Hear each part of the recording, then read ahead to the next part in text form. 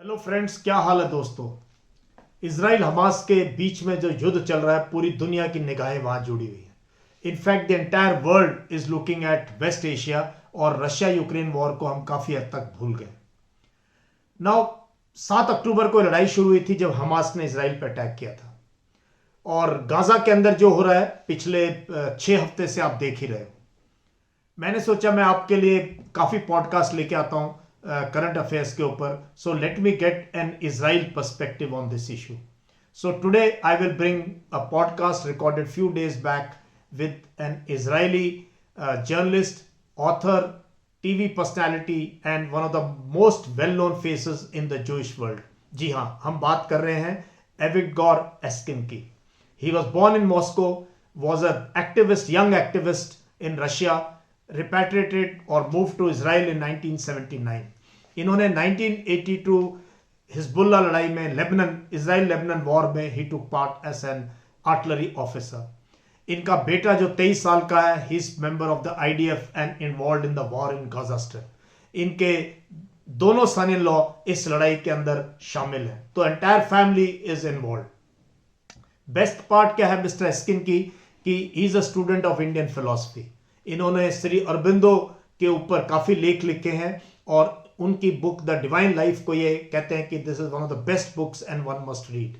इसके अलावा he is one person, he is a TV personality, he has 5 books to his credit, and he understands this region better than anyone. इनके views आप सुनो कि what is the perspective of a Israeli citizen as far as Hamas is concerned, और ये लड़ाई कैसे चलेगी। इसके बाद मैं आपको लेके आऊंगा एक इंडियन जर्नलिस्ट को, जिससे हम बात करेंगे इंडिया का क्या पर्सपेक्टिव होना चाहिए on Israel Hamas issue. So watch this podcast which I had few days back with Avigdor Eskin from Israel. Thank you. Jai Hind.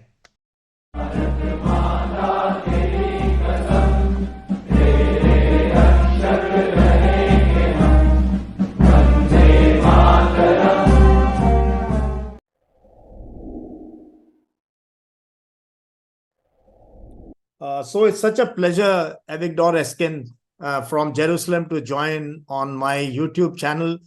This is More Talks, and we are educating a lot of defense aspirants, people, college students, university students who wish to understand current affairs. So welcome. Thank you, General. Thank you, and welcome to this program. Now, firstly, I want to know, Avigdor Eskin, you have been in IDF and you fought the Lebanon War. Sure. So just tell me a little bit about your, past, your service with the IDF, and what all work you have done before we get into the Israel-Hamas issue. I was an artillerist during this war, and I participated as a combat soldier in several military operations in Gaza in the past. And I also was close to some activities, let's say, of anti-terrorist kind. It's a part of my biography. Oh, plus I'm quite involved in what's going on in Israel and around the world. I travel extensively, and the people know me in many countries. Here in Israel, my son is on the front line, and 2 of my sons-in-law also. So I get information from the first hand, but not just this. It's more important not to see the overall picture, which is such that we can say changing the world. It's changing the world. The whole attention of the world is here in the Middle East. Everybody forgot about the war between Russia and Ukraine. Yes. Nothing is happening. Everybody is watching us. And it's a very big responsibility, because we must do what really God wants us to do at this point. And this what should be our yardstick for everything. Talking to the world, talking to ourselves. I can tell you that Israel, from intelligence and military point of view, got a terrible blow I mean, it's not just the atrocities committed towards the people, the atrocities that even Daesh, ISIS, didn't commit in such a manner. It's something never seen. Nazis were killing people. They were not raping dead corpses. They were not extracting with some knife a baby from mother's womb and then cutting the head. Something unbelievable. Yeah, These people. we'll talk of this. Yeah, Yeah, we will talk of this. No, but yeah, but what I wanted to say that at the same time, Israeli intelligence showed its impotence, and it's important for you in India to understand why we failed. Not me, but why they failed. Yeah, exactly. Why they failed? What's happening with the intelligence, with the mind? Why the Jewish mind was closed? What happened? Yeah, so good you brought up this 7th October, the best surveillance system in the world, most sophisticated intelligence network in the world. How did it fail? How did it fail? And you could not see this thousands of Hamas fighters training for a year or 2 years for this particular attack, horrendous attack that took place. So what do you feel? Why did you fail? Above all is a concept. When you have a fanatic faith in something, then no technology, no information, no facts, nothing will switch your mind. And what happened to large parts of the Israeli establishment, military intelligence establishment, they were fed up for many years with this fanatic belief in peace and in materialism. They convinced themselves that what the enemy wants really is just to have better life, and Israel helped them to build better life. So the intelligence and the military on the top level and the government idea with the help of the West and the United States was that the people in Gaza, Hamas, they're so corrupted. They want luxury hotels. They want better life. They want to keep their own people in such a manner that they will be satisfied. And of course, we knew that their whole ideology is genocide, is genocidal ideology, the most cruel, the most terrible ideology possible. Now, anybody who wants to know about Hamas should not listen to Avigdor Eskin, but rather open the Hamas chart. Everything is there. Everything is there. So we just try to convince ourselves that the ideology of Hamas is secondary. They keep it as something which, oldies, as they say, and closed our mind, closed our eyes. It's unbelievable. The same country which we just saw during this year, especially a few years before, which did miracles in Iran, on the territory of Iran, miracles. This was a Mossad, probably. But now we showed that a false concept of appeasement towards the evil can make you fool in front of the whole world. Nevertheless, we have to say that there was no real blow for the army as such. I mean, the army is in a good shape. And what happened on the 7th of October, the blow was terrible, the sacrifice was terrible. But the same day, all of a sudden, we saw a different nation here. And this is where Hamas failed and Hezbollah failed, and Iran failed. No, they saw Israel as a country dealing with some secondary problems, people arguing, fighting each other, that this is another Western society where TikTok and all kind of modern trash is overwhelmingly celebrated by, let's say, at least 50% of the youngsters. And what happened is, to our surprise, I mean, it was real God's miracle that in few seconds, the same absolutely shallow and superficially oriented young people became heroes. They went there to die. Like my son, he's 23 years old. He didn't wait to be called to the army. He heard it. He went. And he just went there without asking anybody. And other people, and all of a sudden, we here 7 million Jews. We had 350,000 people came to the army immediately. So, and the atmosphere of solidarity, also some spiritual revival is so strong here. This nation became totally different. It's different world for us, different Israel, different nation.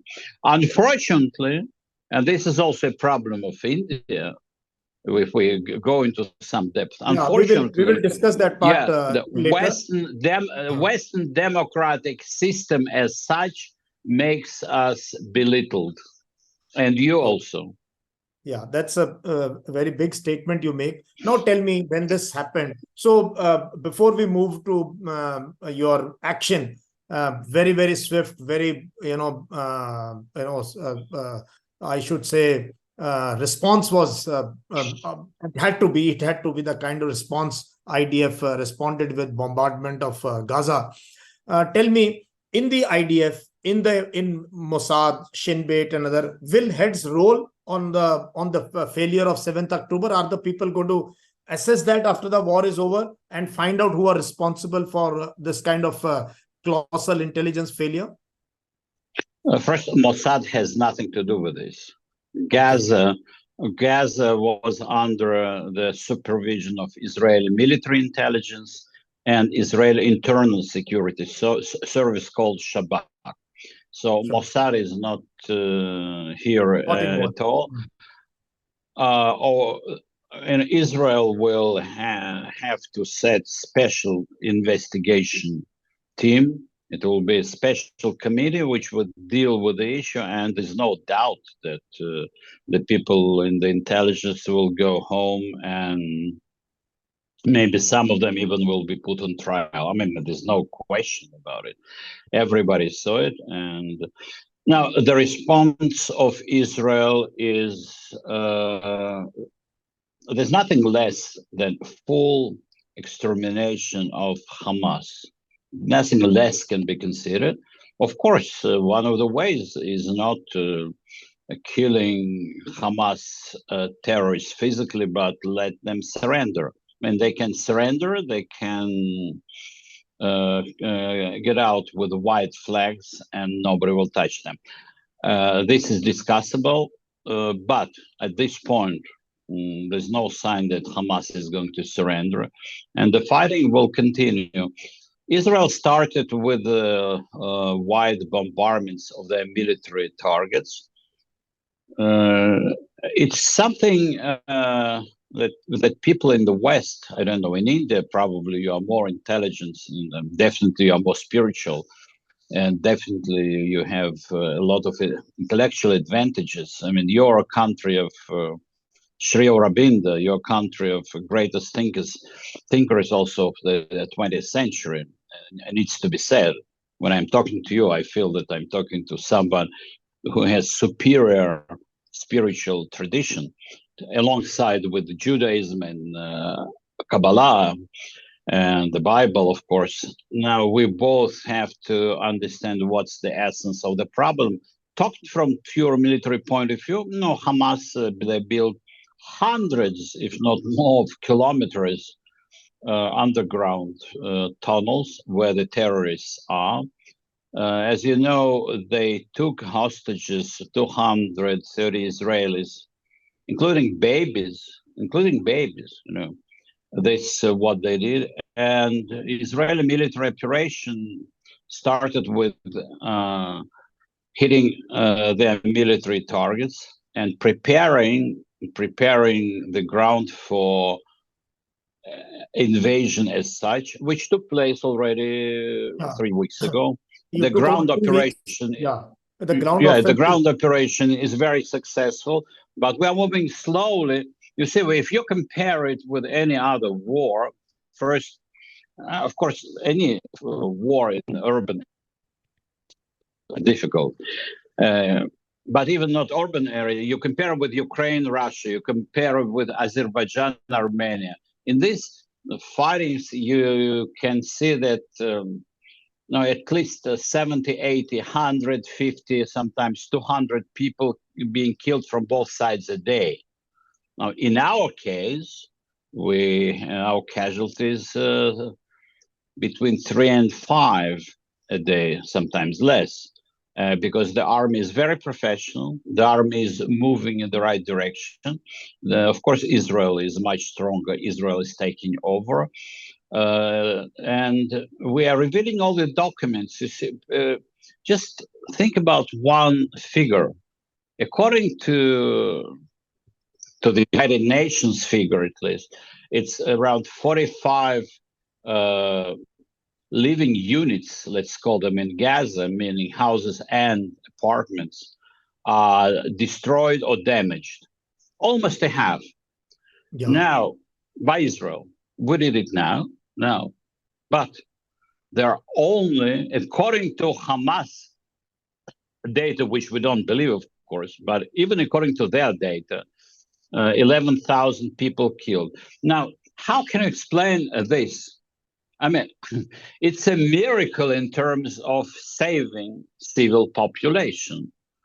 11,000 people, they say they're all children. They're not children. They're vast majority. It's a mix. It's a mix. They say 2/3 children and women, around 11,000 casualties and more than 20,000 wounded.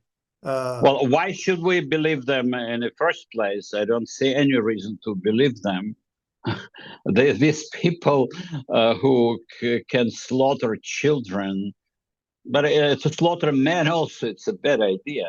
They came to our houses, to our absolutely civil and peaceful kibbutzim and towns, and committed the worst slaughter of the century. So why we're so quick to believe them? Yeah, but exactly. Even if you no, there's no doubt that there is no war in history, especially in urban area, that civil population is not hit. But Israel gave them humanitarian corridors from the first hour. Israel called upon them to leave the house. Why the level of casualties is so low? I mean, we're talking about huge destruction, because Israel needed to purge it in order to get to the places. At the same time, even according to their data, let's say that it's true. We are talking about a miracle. You compare it with, you're a military man, compare it with Dresden, with Hamburg, with Grozny, Russians, Grozny, with Mariupol. Compare it also with Mosul, Raqqa, and Aleppo. And you will see that absolutely different proportions of people killed, civilians killed, comparing with that. Despite this fact, these are facts. Despite these facts, we see that world media, especially liberal media, is besmirching Israel, contradicting their own facts. I mean, if this is true, that 45% of the living units were hit and only 11,000 people were killed, it means Israel is doing some kind of a miraculous surgery operation and not the barbarian. Because why? Because you know for a fact that not in Mosul, not in Raqqa, not in Aleppo, not in Grozny, nobody called the people, send them SMS, leave the place 15 minutes before the bombardment. But I will come to that. Yeah, just one second. And when there were no SMS, no internet, so Israel used to send first bomb, which doesn't explode. You know this tactic. First, knocking the roof. It's called knocking the roof, and people were leaving their houses. Therefore, but again, this is just to show the whole picture around the world, how it's perceived falsely, unfortunately. Yeah. So there is a fog of war. When the war is going on, there is perception management, there is information warfare, and not many things in the haze you really can't see. So both sides, there would be, it's very difficult now to see really how many killed and wounded, but destruction is visible. Now tell me, 23 lakh people in that small Gaza strip, and you tell them to vacate one area and go to another, where will they go? Who is going to house them? It's a huge population. Did you ever think of this, that there will be crisis of food, there'll be crisis of water, hospitals, and internet is not there, power shut down? Well, when they went to kill our people, they should have taken into consideration this collateral damage for their own population. But you know, it's important to say the following. I mean, we call Hamas terrorist organization, and in a sense, it's wrong. It's wrong to call them terrorist organization. But terrorist organizations, you know, could be in Germany, on Italy, Red Brigades, some Bider-Meinhof. I mean, we're talking about a civilized country, and then we have a group of extremists, terrorists, who are terrorizing their population.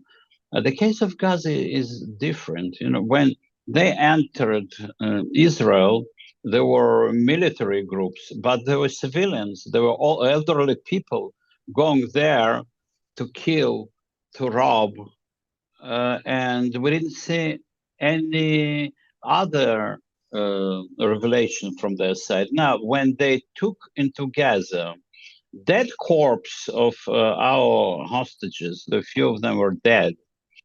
They were taking them, especially the humiliating women, then the women were dead, and they took them through the streets of Gaza. I mean, did you see any one in Gaza? We're talking about random citizens of Gaza who said, no, it's not nice. I mean, Islam is peaceful. We don't do things like this to human beings, corpses of civilians. It's not our way. Did you hear anything like this on the internet discussions, on Telegram channels of this? I'm talking about, they were cheering, they were spitting at dead bodies, and this was the overall picture. Now, if somebody wants to tell me that I'm generalizing, show me something else in Gaza. Show me people, groups who said, no, it's not our way. Show me them and I'll change my mind. Until you show me, we have all the rights. You mean the political leadership, the elders in the families, they also did not stop Hamas or their fighters to do things that they have done with these hostages? You have full support.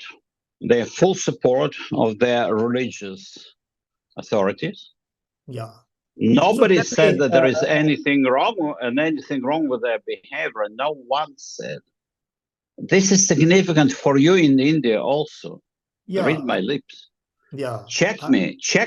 If I'm right that there was nobody who is an authority in the Muslim world who condemned it, think for yourself. What does it mean? What does it mean? Even not to condemn cruelty, I'm not talking about all the rest, not to condemn this action, we have to understand who are the people we're dealing with.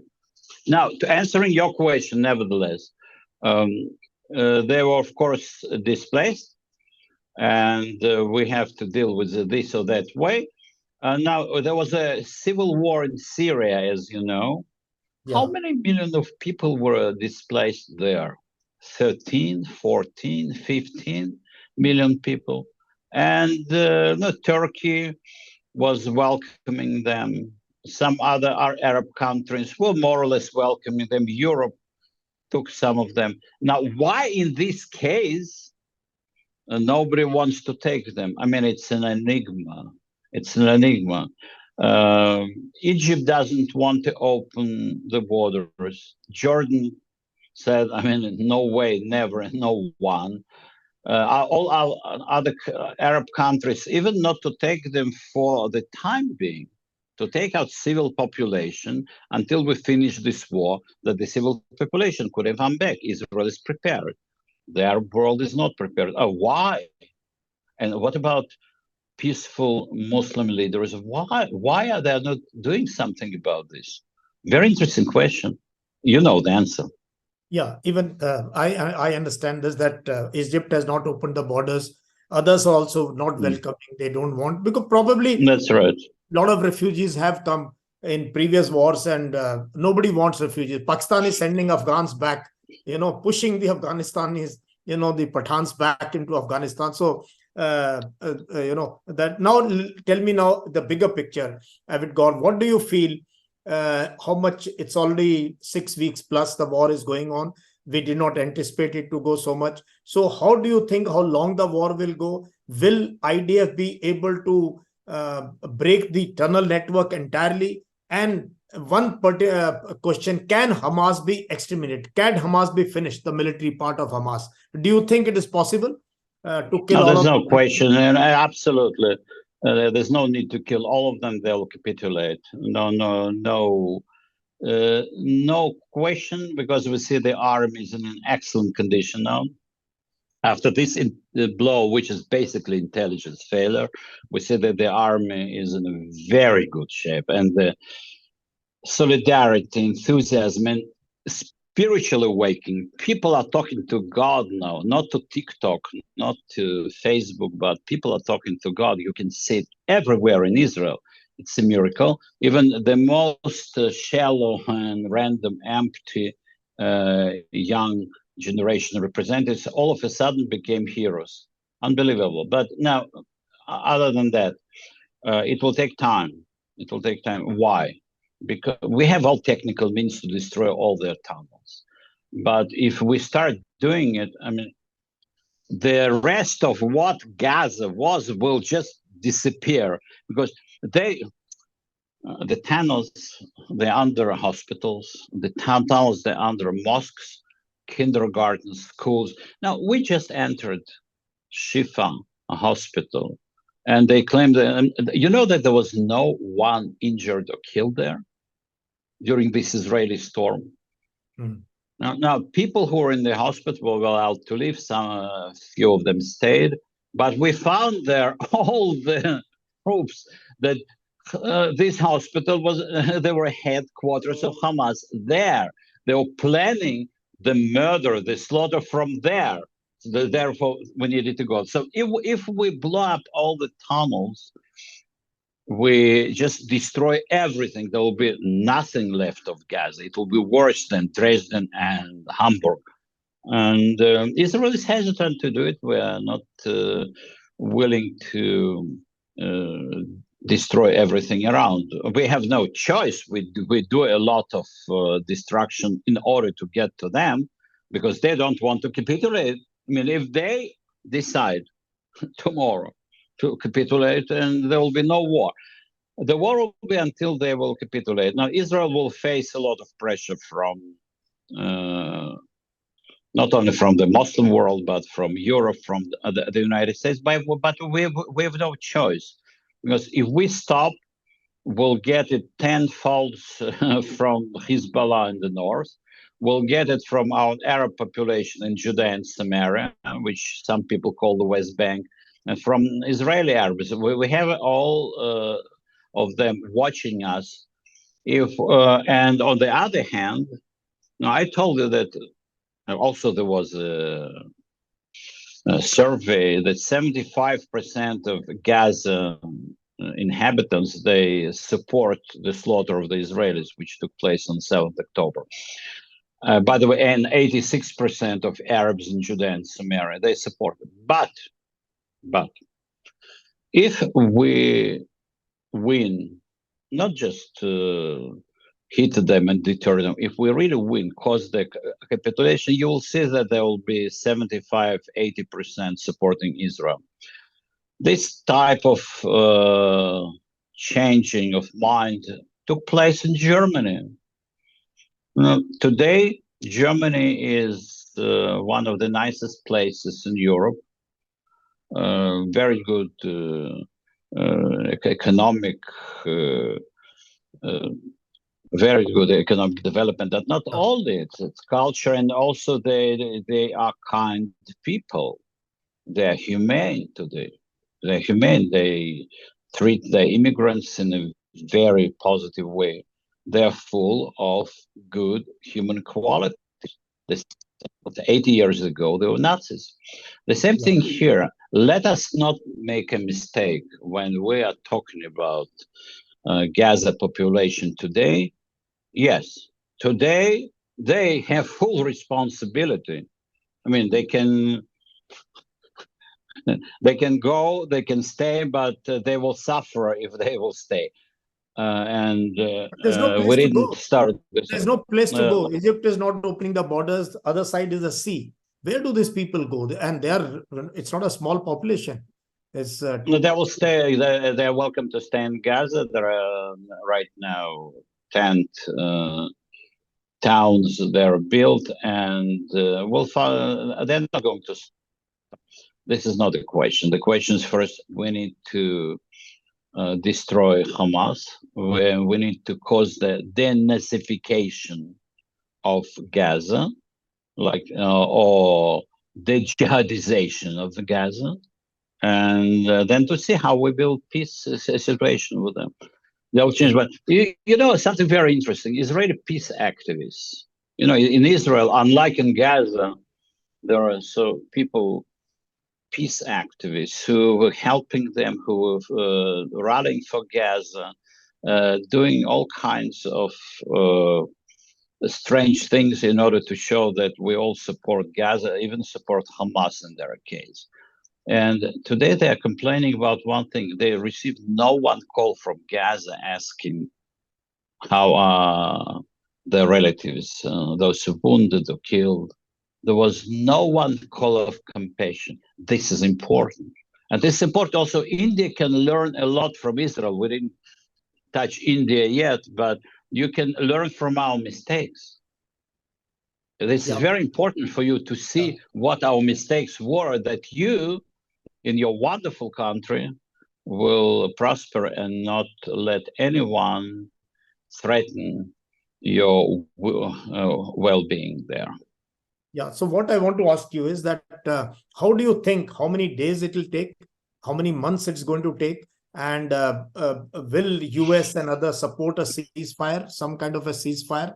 And after ceasefire, do you think Israel will now take over the administration of the Gaza area? We are talking about months.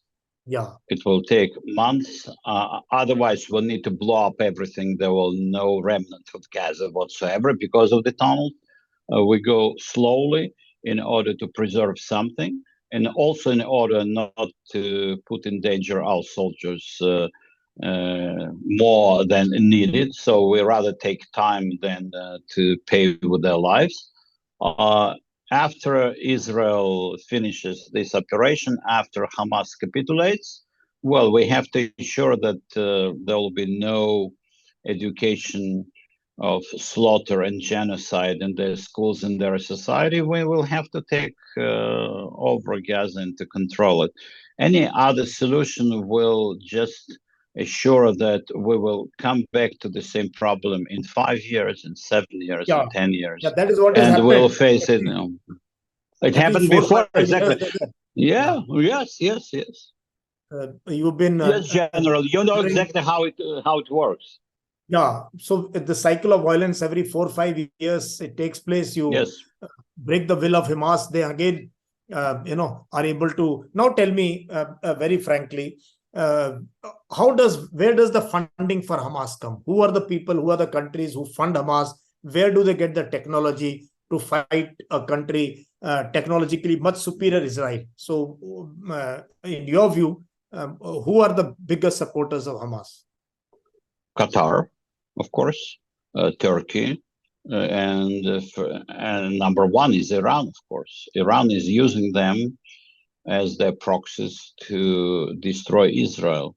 Very important. Iran You don't know about any Iranian who would take a bomb and commit suicide anywhere. Iranians don't do things like this.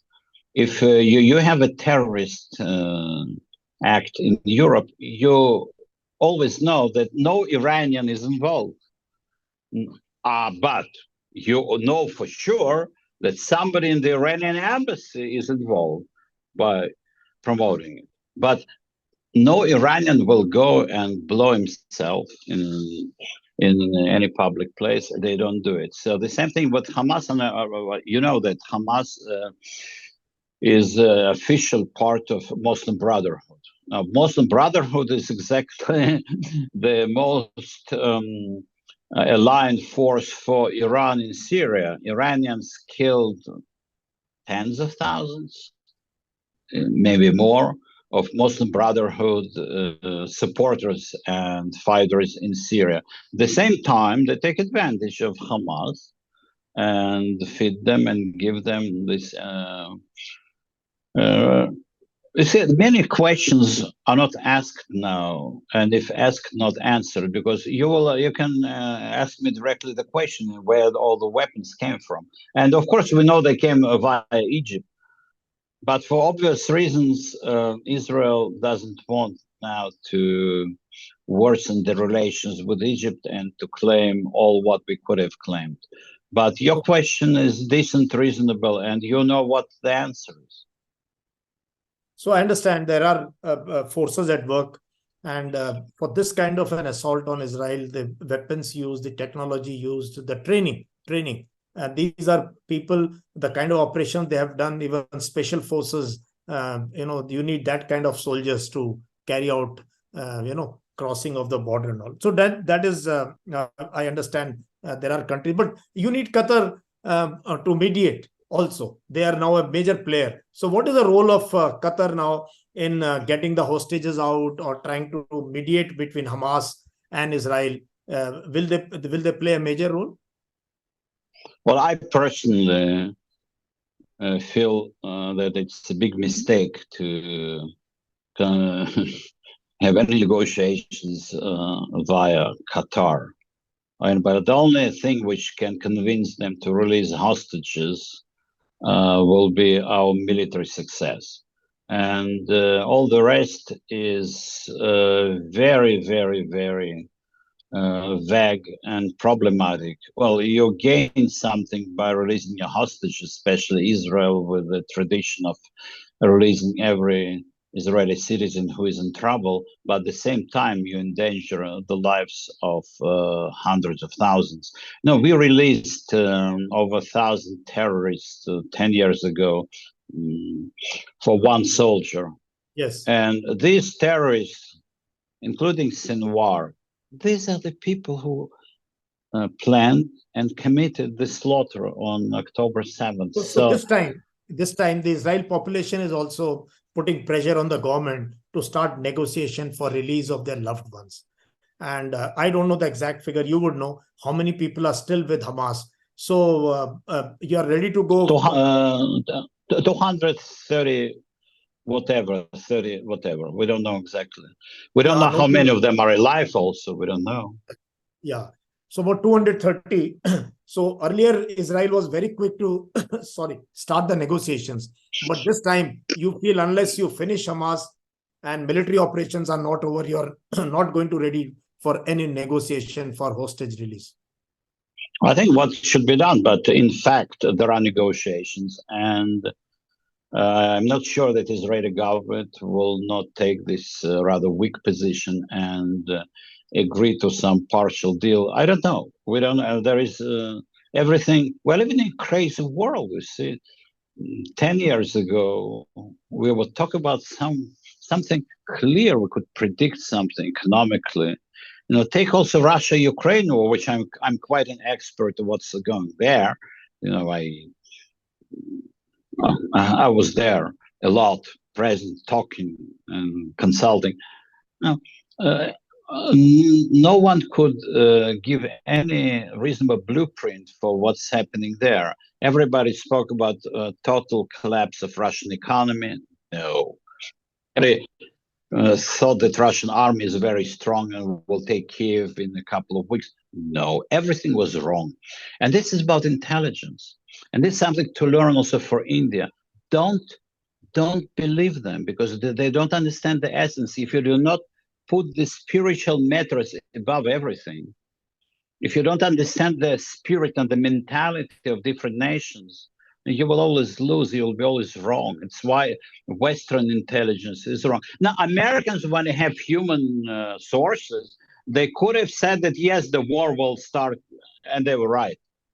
In this case, they were right, but Putin actually brought all the army there.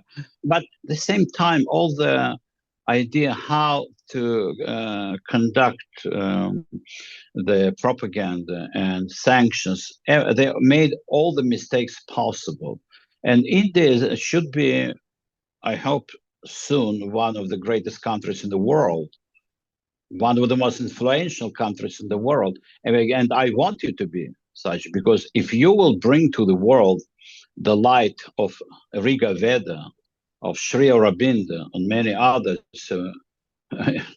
sages and people of high spirit, you do a big favor, not only for yourselves, but for the whole world.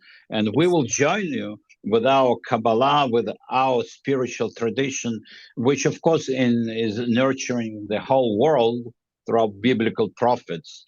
Actually, and Sri Aurobindo said in one of his talks back in 30s that the golden time for the mankind will come when Jews will all gather around Jerusalem. And we see it coming. And Israel and India became independent the same year. Yeah, same year. The same year. We are two ancient nations gained independence the same year. And I know that we have in India hundreds of millions of friends. India is absolutely friendly to the Jewish people and to Israel. We never experienced anything which is called anti-Semitism with the Indians. And you're very special. We have to understand where this purity comes from. And I know the answer from your spiritual tradition. The people in the West, they forgot about what spiritual tradition is. They even abandoned their own best cultural, intellectual levels of development. Classical music is dead. Classical literature is dead. And what is left there? Only economy, pleasure, entertainment. Unfortunately, because we all love something in Western culture. So we have to understand that this is the time for the nation, like Indian nation, the Israeli nation, to recruit their spiritual resources and to understand that this is the most important thing, not the world opinion, not the United Nations, not the majority, not the quantity, but the quality. And you Indians know it better than anybody in the world. Absolutely. No, now I want to take you towards your, you understand the world. You're born in Russia, you've traveled across, you've been part of peace deals, you've been a soldier. Geopolitical wise, what is this war going to change? How are they going to change? You were almost close to signing an agreement with Saudi Arabia. You have Abrahamic Accords. A lot of Muslim countries are recognizing Israel. They welcome Israelis. But after this war, will it put all this into cold storage? And how do you see the world shape up after Middle East and other places?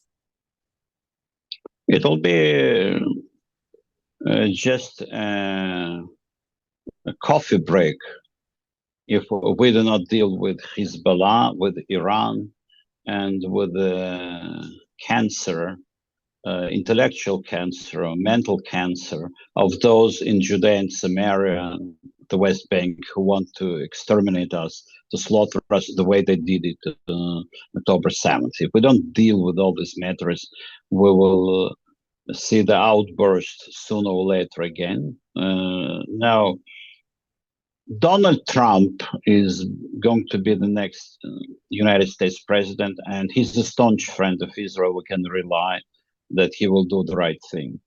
until Donald Trump becomes the president, it will take another, unfortunately, year.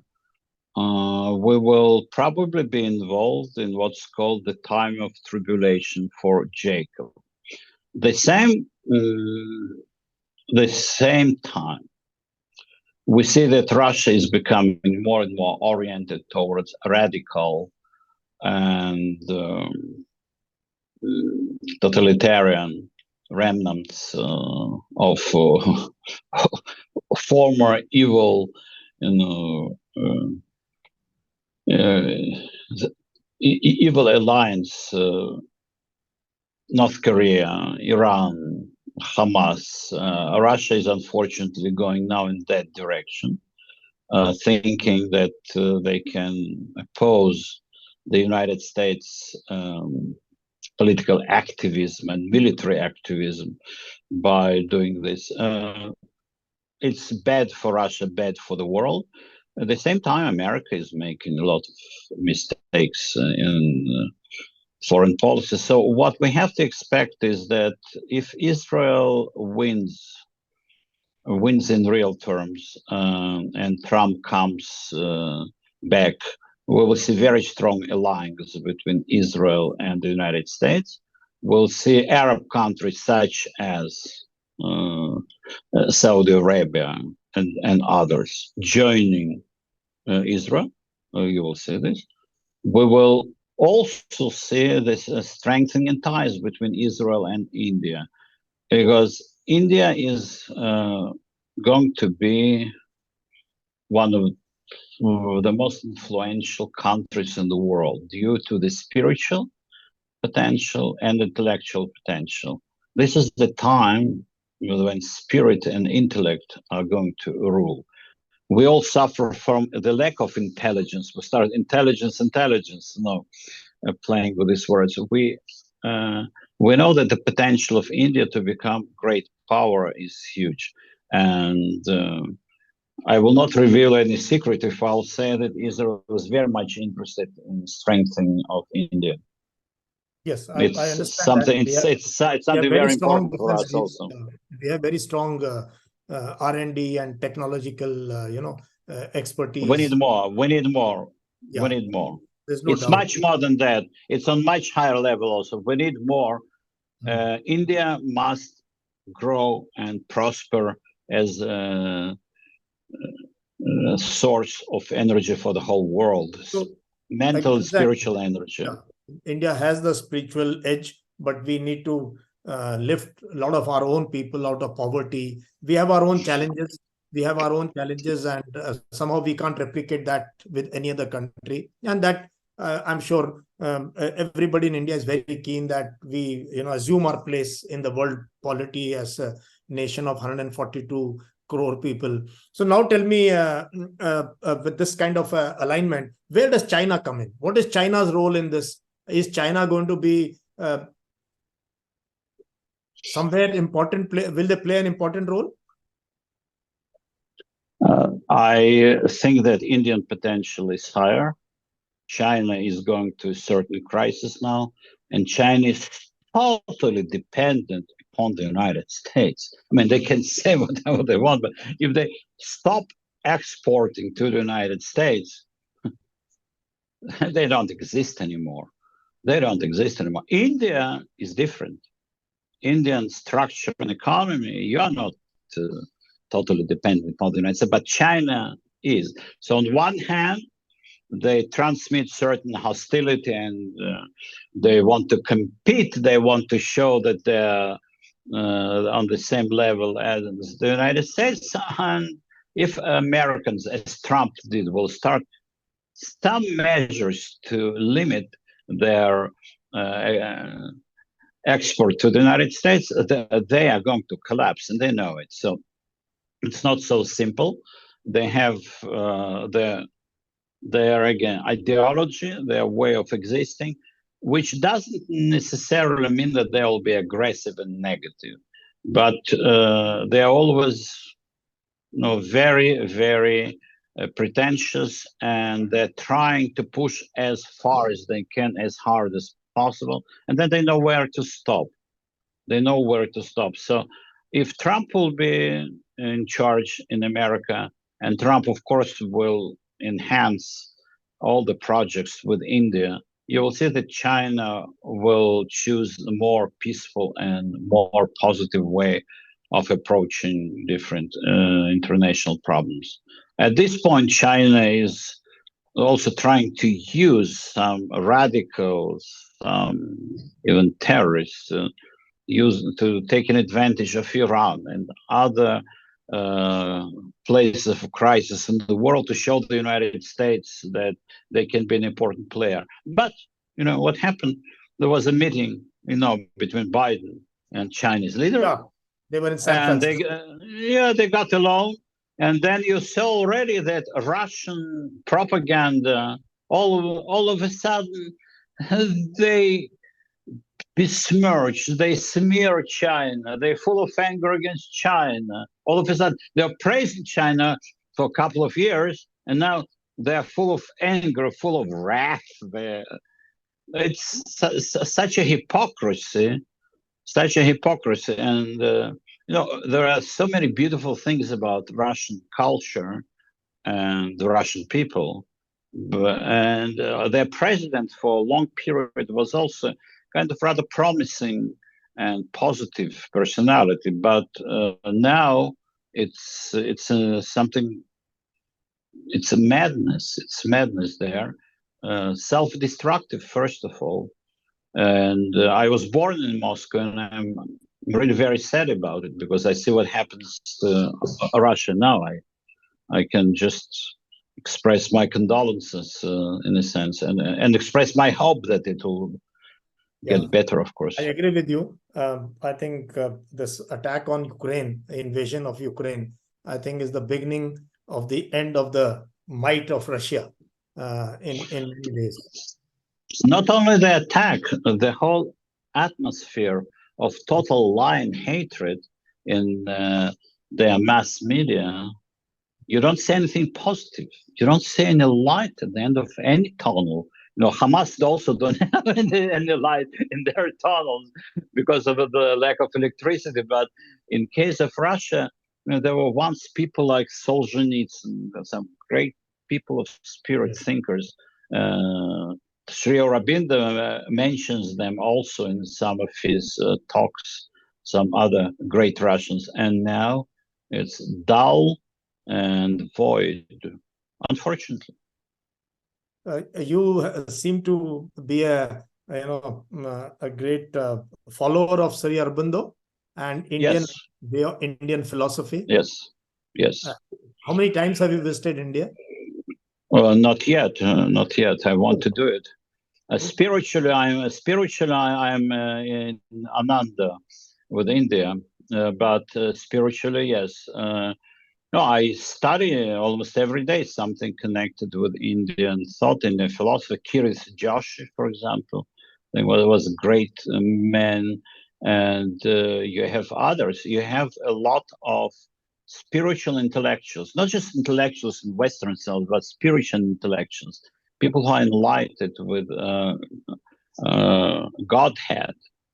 And for me, the book of Sri Aurobindo, The Life Divine, is the greatest manifestation, probably alongside with Rabbi Cook, probably the greatest manifestation of human spirit in the 20th century. It's just everybody who wants to keep an image of God as a human being should buy this book, The Life Divine. Join me in Life Divine. Great. So, Avigdor Eskin, it's been such a pleasure talking to you. And I can see your love for India, your understanding as a soldier, your angst as an Israeli of what happened on 7th October, and the solidarity of the Israeli people to stand with the IDF now in this entire thing. So hopefully there will, humans always find reason to come out of madness. So I hope someday Palestinians and Israelis can live in peace. One last question. Do you think that the two-nation theory or the old Oslo Accords and other accords still hold good today? Can there be a possibility, do you see, even if it is utopian in nature, a possibility of Palestinian and Israelis staying together? And will you share land and resources with them to live in harmony in future? Oslo Accords is our cancer. It's a murder.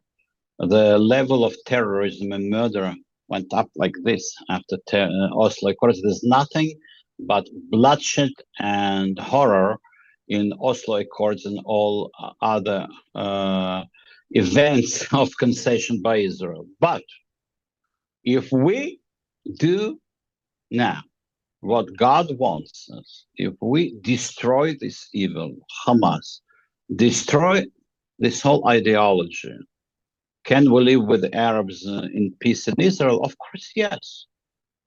Of course, yes. After the capitulation of Hamas and the PLO, which is another terrorist organization, after their full capitulation, there can be peace. They can practice their culture, their religion, whatever they want. Whatever they want, if they want to live in peace with us. As long as there is a chart of Hamas and the chart of the PLO calling for our extermination, well, I hope never again we will be so stupid to not to take it seriously. Let's take it seriously. And also, at the same time, let us appreciate those who are our friends. I hope to visit India soon and to express my friendship, my appreciation. We saw how do you greet our Prime Minister Netanyahu when he came.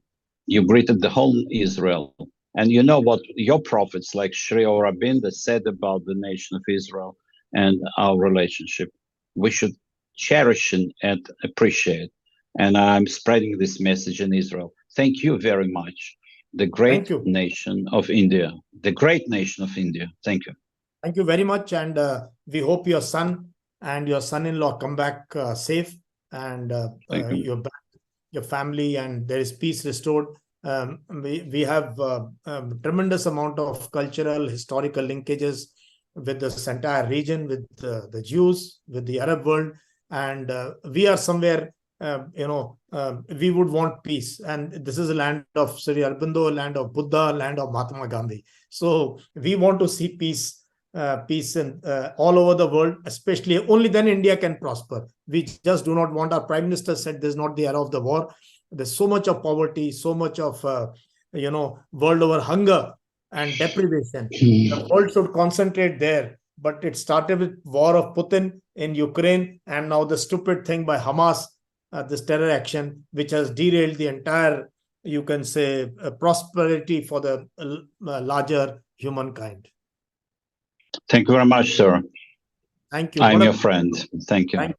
Thank you. Jai Hind. All the best. Namaste.